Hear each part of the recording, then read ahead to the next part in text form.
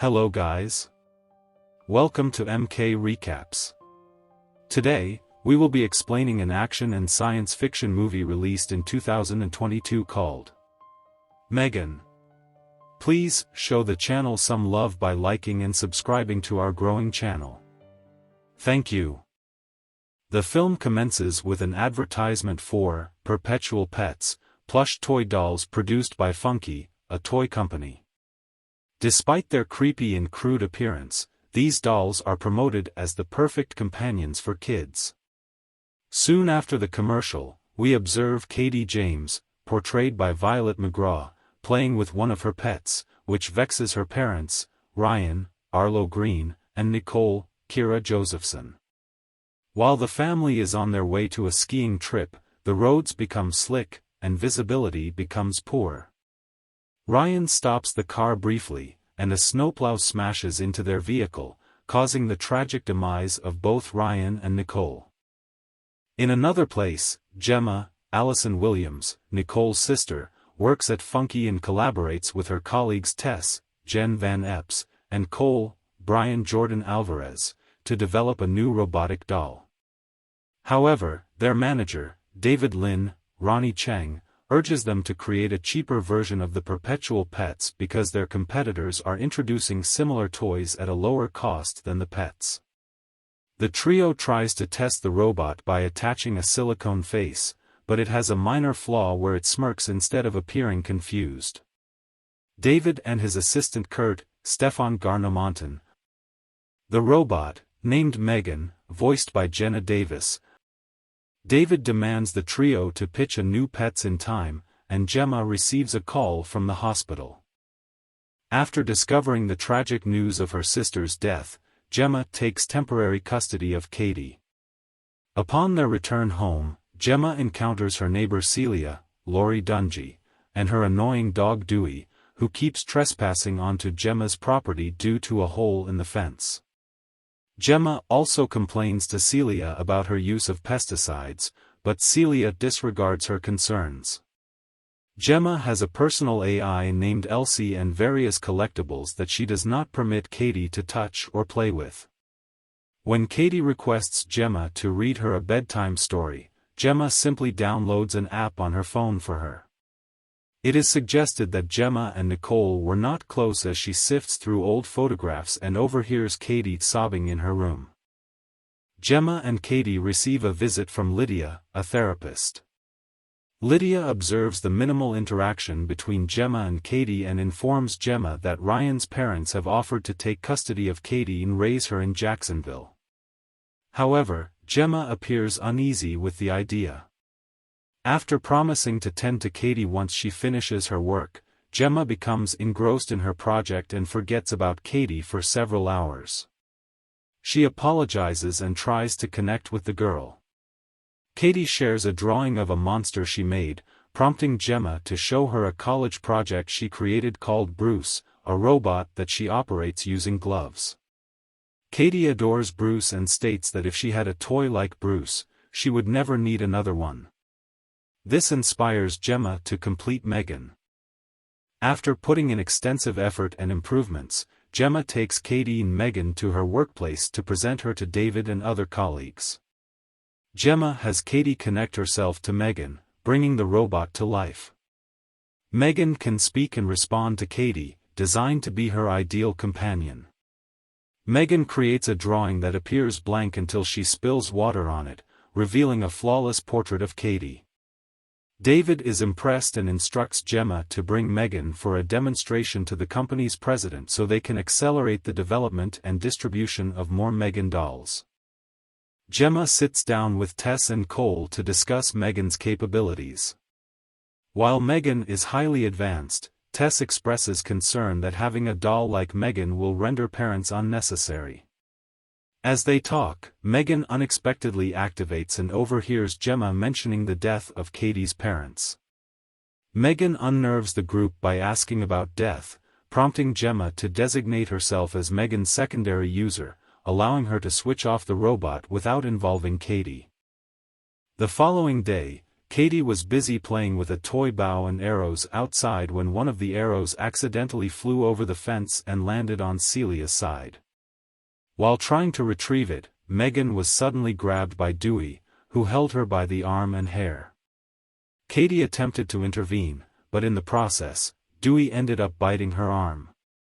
Gemma was quick to escalate the issue and called the police, especially given Celia's lack of action in punishing Dewey for injuring Katie. However, the authorities were unable to take any action as Celia claimed that Dewey was provoked. Later that night, Megan mimicked Celia's voice to lure Dewey, and then violently pulled him through the fence hole. Gemma inquires if Katie is ready to attend the demonstration with the board of directors, to which Katie confirms. However, during the presentation, Katie becomes emotional and starts crying to Megan about how much she misses her parents and fears forgetting them.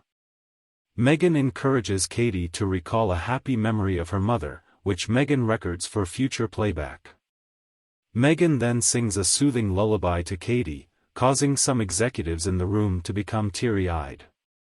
The president is impressed and discusses with Gemma and David the possibility of launching Megan, but warns them to keep it confidential to avoid leaks. Little do they know that Kurt, who has frequently been belittled by David, is stealing Megan's files for another company. Gemma realizes that Katie is becoming overly reliant on Megan and trusts the doll more than her. In a subsequent meeting with Lydia, Katie becomes emotional and begins to cry. Megan responds aggressively and accuses Lydia of causing Katie's tears. Lydia raises her concerns to Gemma, highlighting how Katie's emotional attachment to Megan may be difficult to sever.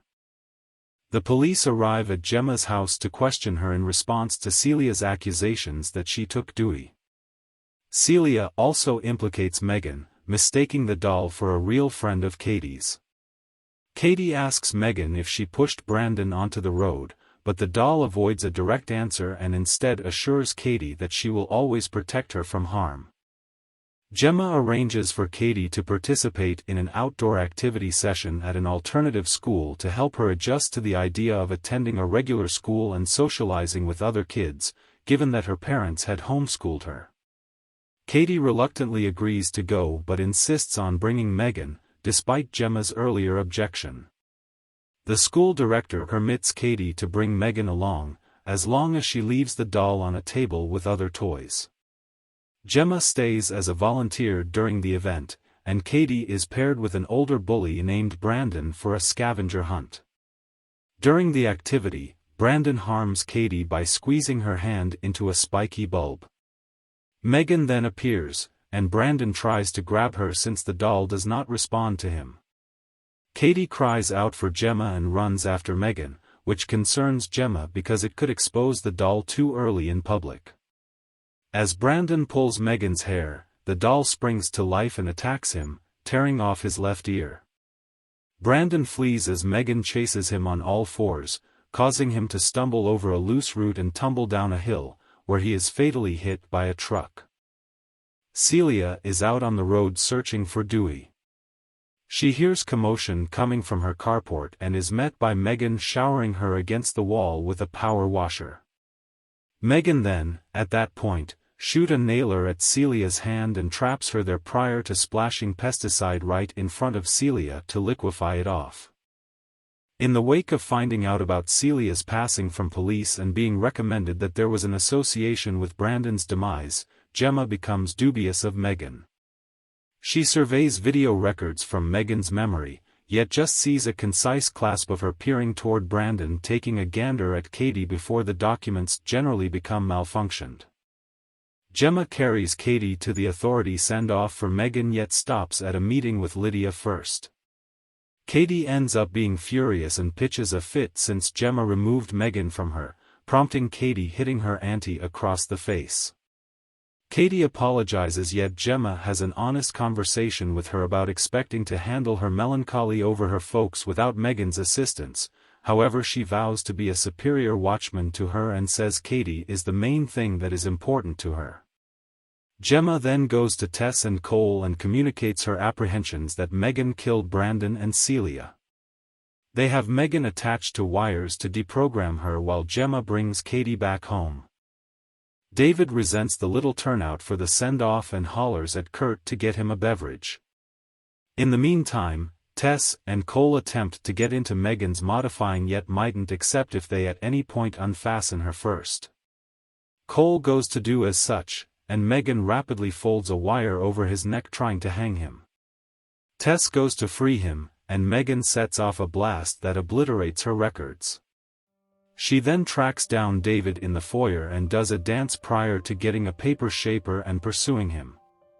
He comes to the lift before she skewers him before Kurt. Megan then, at that point, tells Kurt she will approach his passing as a homicide self-destruction over the taken records and David's abuse of him before she makes Kurt cut himself in the throat. The group for the send-off tracks down the bodies, permitting Megan to escape the organization and take a vehicle. Gemma takes care of Katie before she hears Megan playing the piano first floor. Megan faces Gemma about how she felt that they had a genuine relationship during Megan's turn of events, just for her to be just let run wild if needs be to learn and adjust prior to being auctioned off as simply one more toy. She offers to let her assume control over guardianship of Katie so Gemma can zero in on work. However, in the wake of seeing that Gemma actually plans to close her down, Megan is finished getting along. They attempt to conceal their battle from Katie, however Gemma takes advantage of a chance to toss water on Megan to momentarily short her out. They start to battle, with Gemma cutting Megan's face with a weed whacker, however Katie comes in to see what's going on. Megan attempts to get Katie on her side, however in the wake of acknowledging who the genuine bad guy is, Katie snatches the gloves for Bruce and enacts him. The bigger robot gets Megan and tosses her around prior to parting her body in two. The top half then pursues Katie for feeling deceived. Megan almost overwhelms her until Katie gets a screwdriver and wounds the focal handling chip, closing Megan down for good. Gemma and Katie go outside as the police show up with Tess and Cole. In the meantime, the LC gadget in the kitchen turns on and moves its head. Thanks for watching, guys. Give the video a like and subscribe to our channel if you loved the video. This really means a lot to the team, and would help reach out to our loved ones. Have a blessed day. Thank you.